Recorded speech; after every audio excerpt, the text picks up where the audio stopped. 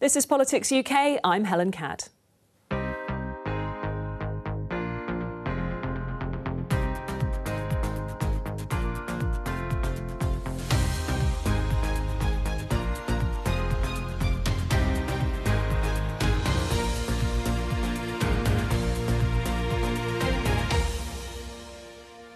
Welcome to your weekly roundup of parliamentary highlights. I'll be joined by correspondents in Edinburgh and Cardiff, and here in Westminster by our parliamentary correspondent, Alicia McCarthy. On the programme this week, the Prime Minister faces an uphill battle to push through his Rwanda legislation.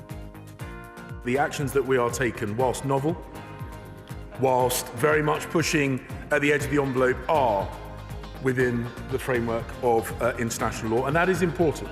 Hundreds of millions of pounds for a failing scheme that's only ever likely to cover a few hundred people. And there's criticism over the cost of the scheme. Don't you think it would be better for everybody if we just knew exactly what the costs of this are going to be?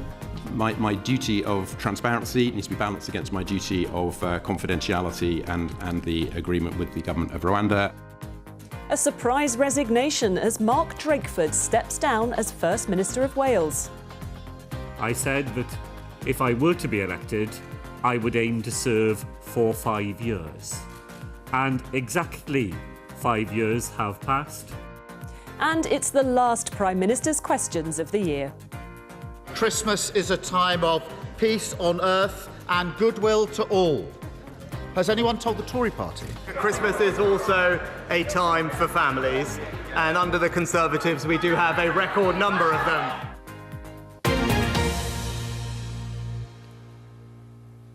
Well, let's start here in Westminster, where it's been quite a big week for the government's Rwanda plan. Alicia, what's been going on? Yeah, it really has been quite a big week. And to get to grips with all of this, we have to go back to a ruling by the Supreme Court. Now, it said it was unlawful to send people who'd come to the UK on small boats to Rwanda because the fear was that they might be sent on back to their home country or somewhere else and they might risk persecution. So in order to overcome those objections, the government's taken a sort of two-pronged approach, if you like, to this. So first up, there is a beefed-up treaty with Rwanda, which has been signed by the Home Secretary, James Cleverly, and that's sort of aimed at beefing up and improving their system for dealing with these asylum applications. The second bit of it, and the bit that's happening here, is to put an emergency piece of legislation through the UK Parliament. Now, the legislation will say that ministers, immigration officials, judges, everybody else will have to treat Rwanda as a safe country, and that would mean that people could be deported there. But the problem with this is that to do that, it would have to overcome and overrule bits of UK Human Rights Act and also some other international rules and regulations. And that's caused some real divisions in the Conservative Party because there are two factions, broadly speaking. There's the One Nation group of Conservatives who are very worried about anything that pushes at the edges of what we've signed up to under these international rules and regulations. And then there's another group of MPs who think that actually even this legislation doesn't go far enough because it still allows, albeit in limited circumstances, for people to appeal, to go to the courts and say, I should not be deported to Rwanda. So the government really had a fight on its hands, and there was a lot of speculation about how this vote would go and whether it would win and who would vote for it and who might abstain. And so the Home Secretary began by saying to MPs, look, we're making progress on this. These are some of the things that we've already done. This government is stopping the boats. Arrivals are down by a third this year as illegal entries are on the rise elsewhere in Europe. Indeed, small boat arrivals are up by 80% in the Mediterranean. They are down by a third across the Channel. We have signed returns agreements and cooperation agreements with France, with Bulgaria, with Turkey, Italy, Georgia, and Ethiopia. We have sent back 22,000 illegal migrants, and the UK's arrangement with Albania proves that deterrents work. So I am confident, and indeed the conversations that I've had with the government's legal advisors reinforce my belief that the actions that we are taking, whilst novel, whilst very much pushing at the edge of the envelope, are within the framework of international law, and that is important. That is important. The third Tory Home Secretary sent to Rwanda in 2 years, the third bilateral agreement with Rwanda in 2 years, and now the third Tory law on asylum and Rwanda in 2 years. And they're about to write their fourth cheque to Rwanda. Turns out they set out a direct debit, hundreds of millions of pounds for a failing scheme that's only ever likely to cover a few hundred people. Less than 1% of those claiming asylum last year, for a failing scheme that's actually become a proxy for the deep civil wars in the Tory party, this carousel of Conservative chaos. We've got the European Research Group, the Northern Research Group, the New Conservatives, the Old Conservatives, the One Nation Group, the implausibly named Conservative Growth Group, and if you thought that was an oxymoron, we've also got the Conservatives Common Sense Group too. I mean, seriously, so many fighting factions, but all with one thing in common: they don't believe in this bill. Those seeking to frustrate their removal from our country will stop at nothing.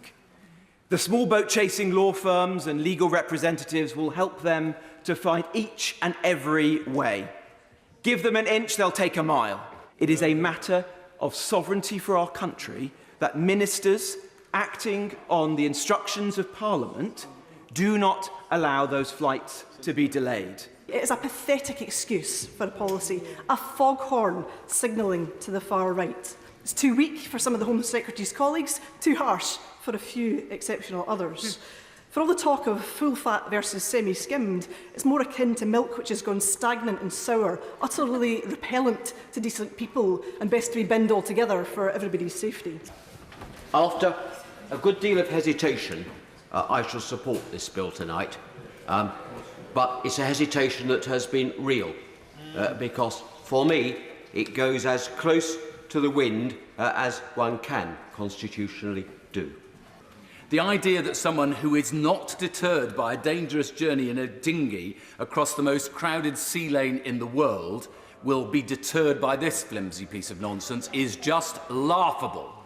Second, it will lead to protracted and expensive chaos because it sails, as he says, so close to the wind legally that it will inevitably lead to legal challenges. At the moment, there are numerous deficiencies that have been identified in the report of the so-called Star Chamber that will, I believe, render this bill inoperable and ineffective. And the last thing we want to do as a House is to expend a lot of time and a lot of agony over putting in place a bill that doesn't result in the flights to Rwanda and the deterrence that we need to illegal migrants. The outsourcing of our human rights obligations to a third country is downright immoral.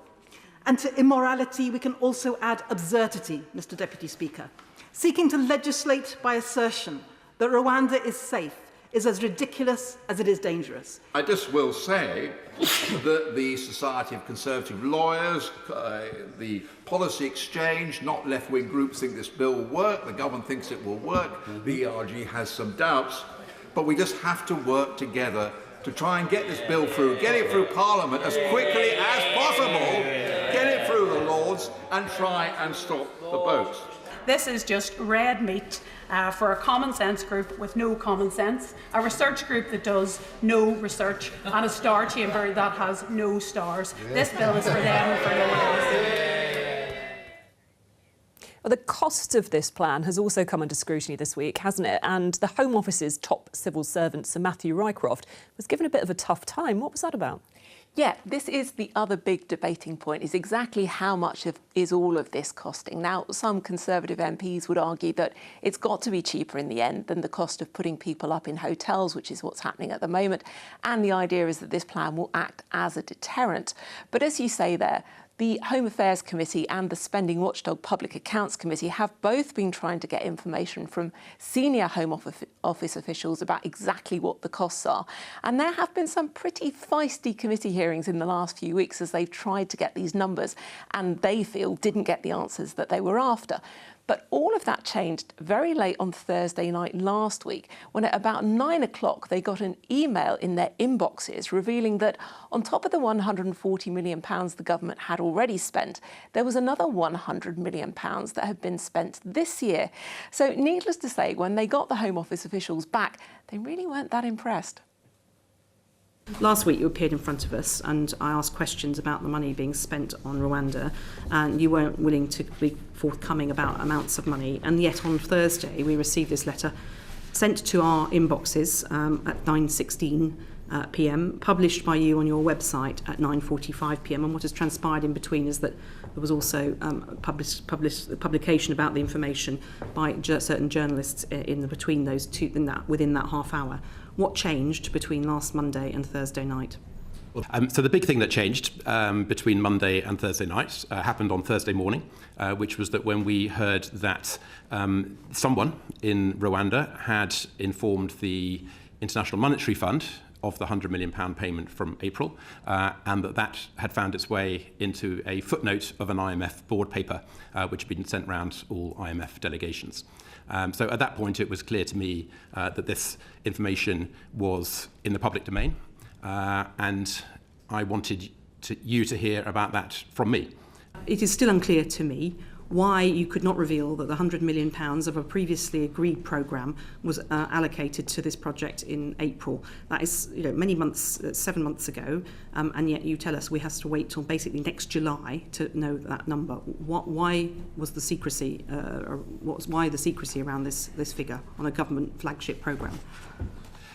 We have reached an agreement with the government of Rwanda that this is commercially sensitive information, and that the right way to announce it is exactly in line with all other government spending, which is annually in the annual reports and accounts. Why did you publish the letter on the Home Office website at 9:45 on Thursday evening?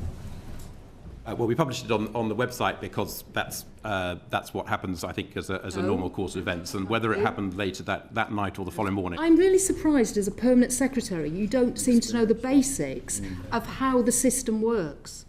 I know how the system works. I respect the system. I'm here to give evidence to the PAC and the Home Affairs Select Committee. I always prioritise doing that. It's absolutely crucial to me that the Home Office has a strong relationship with the two committees, and that is what I'm here to pursue. Right. Well, Sir Matthew, the Home Office doesn't have a strong relationship with the Home Affairs Select Committee. I think you're kidding yourself if that's correct, if you think that. We didn't have openness from you, frankly. We didn't have accountability because we didn't have details of the figures. I think there are interesting issues about integrity, and transparency clearly was not there. Do you really feel that you have adhered to managing public money as an accounting officer?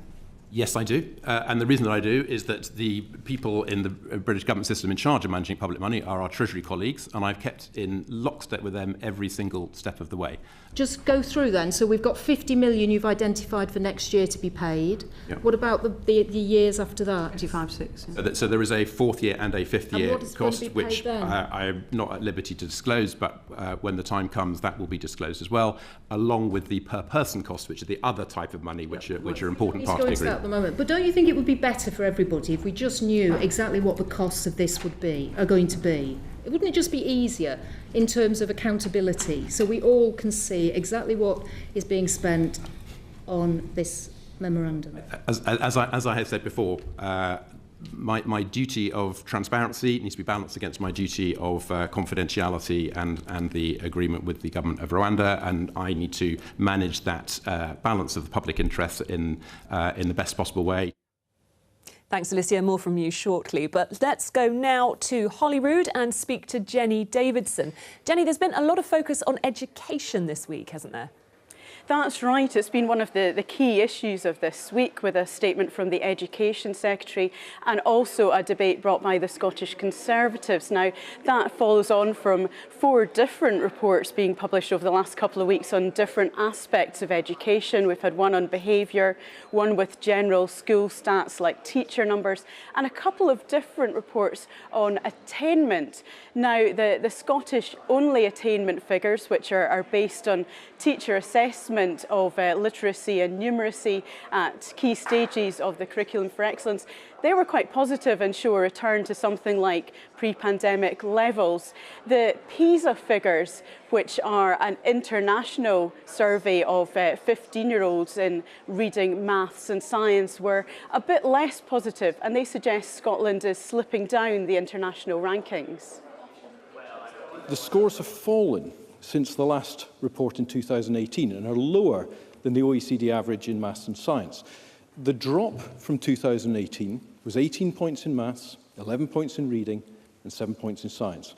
As Professor Lindsay Patterson of Edinburgh University put it, a change of 20 points is approximately equivalent to 1 year of mid-secondary schooling.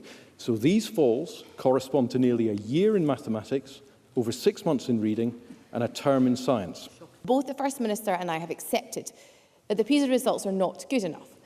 But there is an assertion in the motion that Scotland's positions in mathematics and science have dropped below the OECD average. Presiding Officer, that is not accurate.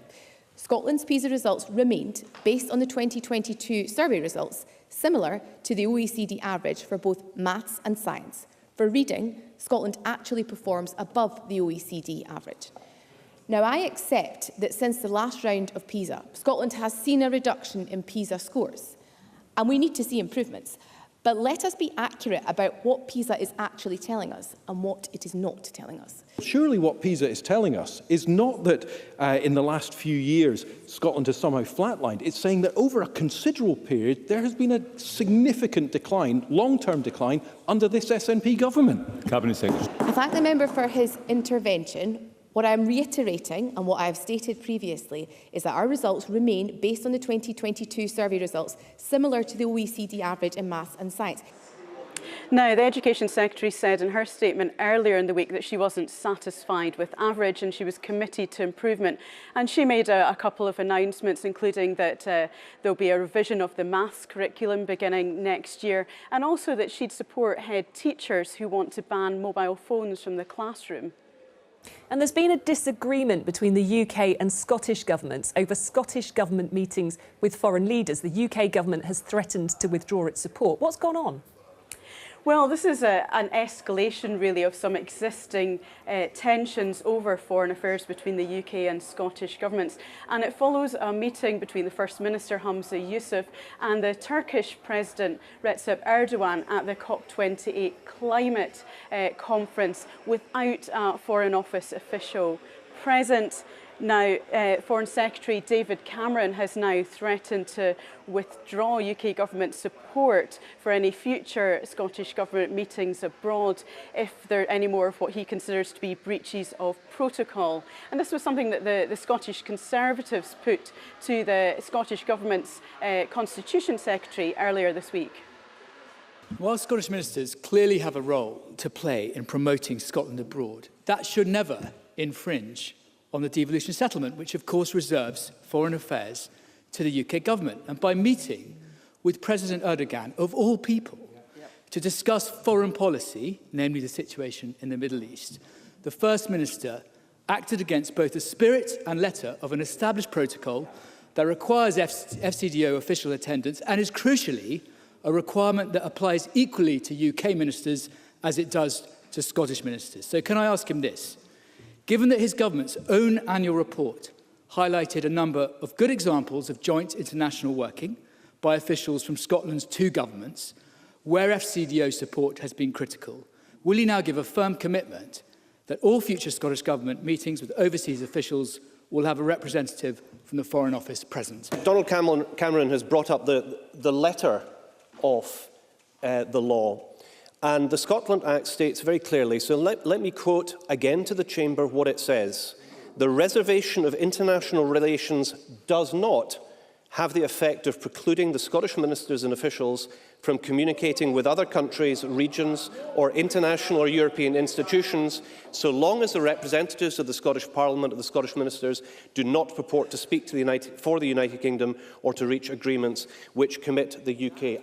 Now, Humza Yousaf has described that threat by David Cameron of withdrawing support for overseas meetings as petty and misguided. He defended the meeting with the Turkish president as just a brush-by, and also said there wasn't a Foreign Office official present because the Foreign Office official had decided not to spend the whole day with the Scottish Government delegation. And at First Minister's questions this week, there were questions about the high numbers of ambulances being delayed outside hospitals. What was said? Well, this relates to figures that came out this week showing that in the first week of December, around 1 in 10 ambulances were waiting nearly 2 hours outside hospitals because of a lack of space in A&E. This was raised by Scottish Conservative leader Douglas Ross at First Minister's questions, where the Deputy First Minister, Shona Robison, was standing in for Humza Yousaf. Now, he mentioned also long delays in some cases of ambulances getting to the most urgent life-threatening calls of up to an hour. And he also talked about the impact that this was having on the ambulance staff morale. And he quoted from some freedom of information figures he'd got. We've done an FOI request, and I've got the response here on ambulance waiting times across Scotland. They show some of the worst turnaround times on record. We can reveal that an ambulance was waiting outside a hospital in Ayrshire for 15 hours. Another waited over 10 hours in Grampian, and in the Lothian Health Board area waited over 11 hours. This government has known about the problem for years, so why does this scandalous situation keep on happening? The investment that I mentioned, the £50 million to address the increased demand for the services that have been given to the Scottish Ambulance Service, that is nearly 5 times the amount of money that the UK Tory government is giving for health in its entirety for the budget next year. So we will continue to address some of the very serious concerns here, and the Cabinet Secretary for Health had the annual review with the Scottish Ambulance Service yesterday, where many of these issues were addressed. But it's a bit rich for Douglas Ross to come to this chamber talking about the performance of our Scottish Ambulance Service, or indeed our health service more generally. Now, Shona Robison defended the Scottish Government, saying that Scottish Ambulance Service staffing is up 50%, and she said there have been record levels of investment in the health service. And she contrasted that with England, where she said there'd been a real terms cut to the Department of Health, and she said that that flows through to the amount of money that the Scottish Government has available. Jenny Davidson at Holyrood, thanks very much. Now let's return to Westminster and catch up with Alicia McCarthy.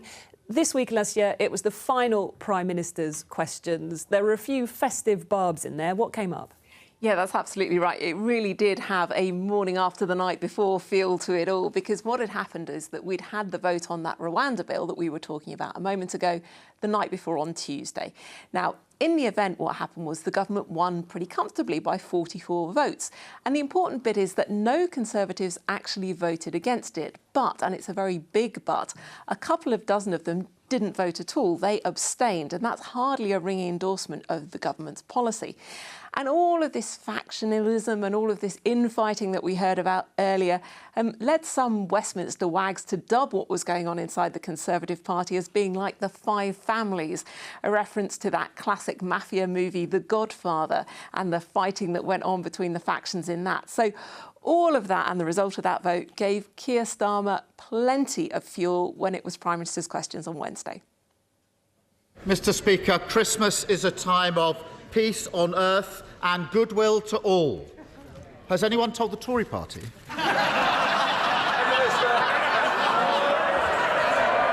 At the beginning of the year, I set out some priorities that this government would deliver for the British people. And over the course of this year, we have, Mr. Speaker. Inflation halved, Mr. Speaker. The economy growing, debt falling. Action on the longest waiters, the boats down by a third, and crucially, as we heard from Honourable Friend, tax cuts coming to help working families in the new year. Speaker, they've obviously found the donkey for their nativity. The search of 3 wise men may take a little longer. But while they fight amongst themselves, there's a country out here that isn't being governed. where more than 100,000 people are paying hundreds more a month on their mortgages, energy bills going back up in January, the economy shrinking again, NHS waiting lists an all-time high. Doesn't he think the government would be better off fixing the messes they've already made rather than scrambling to create new ones? Mr. Speaker, he talks about governing and spent the first two questions talking about political tittle-tattle, Mr. Speaker. What a joke! What a joke! Well, let's get on to the substance, Mr. Speaker. Let's get on to the substance. He mentioned the things. What is the news that we've just heard in the last week? Well, what's the most important thing? The most important thing is education, Mr. Speaker, because that's how we spread opportunity in our country. And what have we learned? Where are the schools performing best in the United Kingdom? In England, Mr. Speaker, thanks to the reforms of this Conservative government, rising up the league tables, giving our kids the start they need. And where are they plummeting down? In Labour-run Wales. Will the Prime Minister bring forward legislation to amend the UK Internal Market Act and both guarantee and future-proof Northern Ireland's unfettered access to the UK's internal market in all scenarios? Can I thank my right honourable friend? I recognise the need to do more in this area, and I can confirm to him that the government does stand ready to legislate to protect Northern Ireland's integral place in the United Kingdom and the UK internal market, alongside an agreement to restore the executive. The marriage plans of thousands of couples were dashed last week by the sudden announcement of a big increase in the salary requirement for a spouse visa. Can the Prime Minister give any reassurance to those with very well advanced marriage plans which appear now to have been scuppered, and to families already in the UK who need to extend their stay who won't comply with the new rules?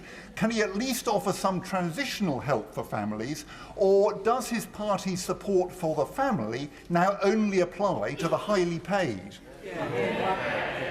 Well, Mr. Speaker, we have a long-standing principle that anyone bringing dependents to the UK must be able to support them financially. We should not expect this to be at the taxpayers' expense, and the threshold hasn't been raised in over a decade. It's right that we have now brought it in line with the median salary. Mr. Speaker, what's worse? Losing your WhatsApp messages as a tech bro, losing £11.8 billion to fraud as Chancellor, presiding over the biggest fall in living standards in our history, or desperately clinging on to power when you become even more unpopular than Boris Johnson? What matters to me is delivering for the British people, and that's exactly what we're doing. A usual boisterous PMQs then, but there were a couple of questions about the Israel-Gaza conflict. What was raised? Yeah, moving on to something altogether more serious. The current conflict began when Hamas launched an attack on Israel and took around 200 people hostage. Now, in the Commons, the concerns here have ranged over recent weeks, beginning with condemnation of Hamas, then a lot of concern about the humanitarian situation in Gaza. And in recent days, MPs have been more turning their attention to what's going on with the diplomatic efforts to try to bring this conflict to an end. So the fate of those caught up in all of this is never really very far away from MPs' minds. And those concerns were raised by a couple of MPs at Prime Minister's questions. Can the Prime Minister please share his Christmas message for children being bombed in Gaza this winter? Prime Minister. No. Mr. Speaker, nobody wants to see this conflict go on for a moment longer than necessary. We urgently need more humanitarian pauses to get all the hostages out and to get life-saving aid into Gaza to alleviate the suffering of the Palestinian people. And we have been consistent that we support what is a sustainable ceasefire, which means Hamas must stop launching rockets into Israel and release all the hostages. Given the appalling reports of sexual violence committed by Hamas on the 7th of October and the risk that hostages could have this treatment inflicted on them as well, will he raise this issue in international fora so the international community demands strongly humanitarian access to hostages in Gaza? Oh, Mr. Speaker, the reports of sexual violence perpetrated by Hamas are deeply shocking. We've raised our concerns with the United Nations a fortnight or so ago, and we are engaging with the Israeli government to consider what further support we can take. And more broadly, we continue to do everything that we can to ensure that all hostages can return safely to their families, including those British hostages and those with links to the UK. And she can rest assured that I and the Foreign Secretary are working tirelessly to bring about their safe return. Now, earlier in the week, there was an urgent question about the situation facing some Afghans who served with British forces. What more can you tell us about that? Yeah, this stems from a story by BBC Newsnight, which found that there's about 200 members of the Afghan Special Forces who were trained and funded by the UK, who risk being deported back to Afghanistan, which is now controlled by the Taliban. Now, the background to this is that when the Western forces left a couple of years ago, a lot of the forces there, the Afghan forces, moved over the border into Pakistan, and Pakistan is now threatening to send them back again. And obviously the fear is what will happen to them if they're returned to that country.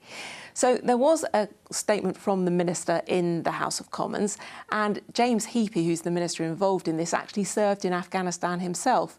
And he was saying that he felt sick that more of these people couldn't come to the UK, but he tried to explain to MPs why they didn't qualify under a relocation scheme that's known as the ARAP scheme. While we are acutely aware of the difficult circumstances in which many Afghans find themselves, not everyone will be eligible, even if they worked for the Afghanistan security forces. Many Afghans have worked in proximity to UK armed forces, but this may have been in service of the Afghan government in a nation-building capacity or through working directly with other nations. Since before the fall of Kabul to today, the government's treatment of Afghans who worked alongside British troops has been a shameful saga of failure.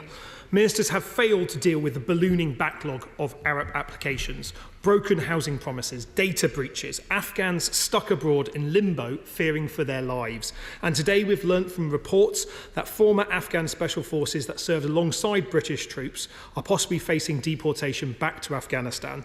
Let's be clear, that means lives could be put at serious harm from the Taliban. I'm sure the Minister will recognise it's not only in the House, but also some of his ex-comrades in arms, even people like my own brother who served 2 tours of duty in Afghanistan, who are deeply concerned about the idea of their former comrades in arms being forced back into the hands of the Taliban, because at least for them it seems to reflect a reality of a lack of clarity as to why some people are not getting access to schemes to access the UK, especially those who fled, Mr Deputy Speaker, without paperwork. So I'm sure we can imagine the Taliban will not be giving ex-special forces any passports anytime soon. As a veteran of that conflict, someone who lived cheek by jowl with a Kandak, I can tell you that it makes me sick. But it is the reality, and to make them all eligible would be give eligibility to hundreds of thousands of service people times 5 again to bring their dependents, and that is just simply not an endeavour that the UK can undertake.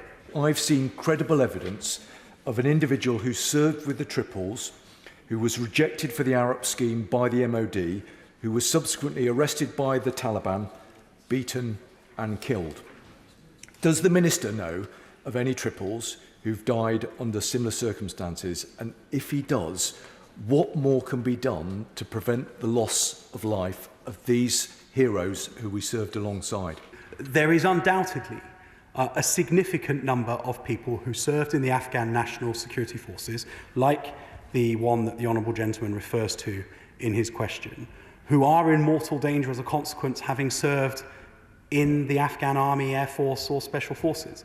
There is also a reality that no country has set up a relocation scheme that extends beyond those who work directly for the directly for that country, verifying the service of those people, unless directly alongside UKSF, UK intelligence community, is extraordinarily hard. I'd like to sit down with the Honourable Gentleman, who I know is a great champion of this cause, to talk through the case that he knows of.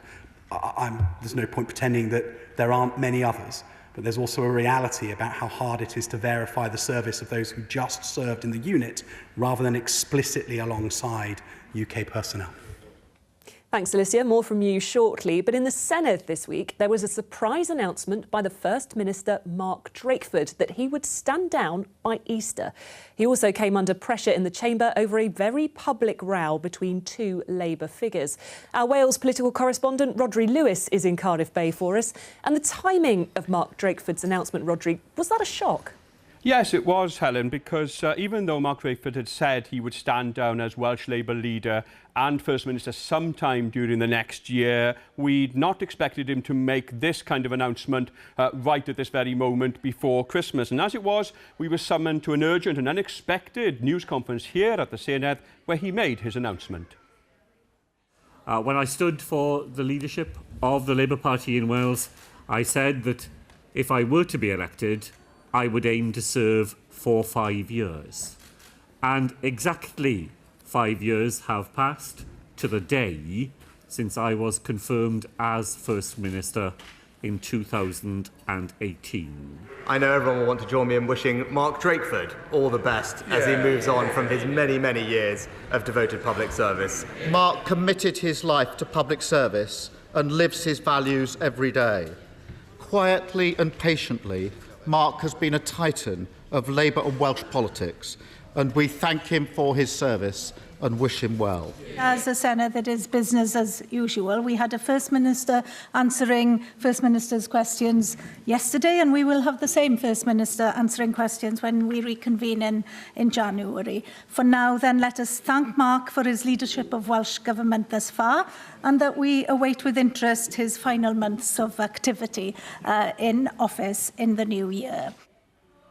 The Llawydd o Presiding Officer Elin Jones paying tribute there and noting, of course, that Mark Drakeford will still be First Minister for the next few months until about Easter, but also that according to the rules, the new First Minister, whoever that is, will have to be approved by the Senedd. Now, tell us more about this row between two Labour figures. Well, yes, it's a very complicated row and centres around a BBC Wales documentary which uncovered allegations of sexism and misogyny in the Welsh Rugby Union. Now, the Labour MP, Tonya Antoniazzi, said she'd contacted the Deputy Sports Minister, Dawn Bowden, before the programme was aired to raise her concerns. But in an interview with BBC Wales last week, Dawn Bowden said she hadn't been given details of complaints. Tonya Antoniazzi then accused the minister of a cynical attempt to rewrite history and said she had been given details of the women who'd been affected. Now, in the Senedd, Mark Drakeford said Dawn Bowden had now asked him to launch an investigation into whether or not she'd broken the ministerial code. But the Conservative leader of the opposition, Andrew Davies, said there were serious questions to answer.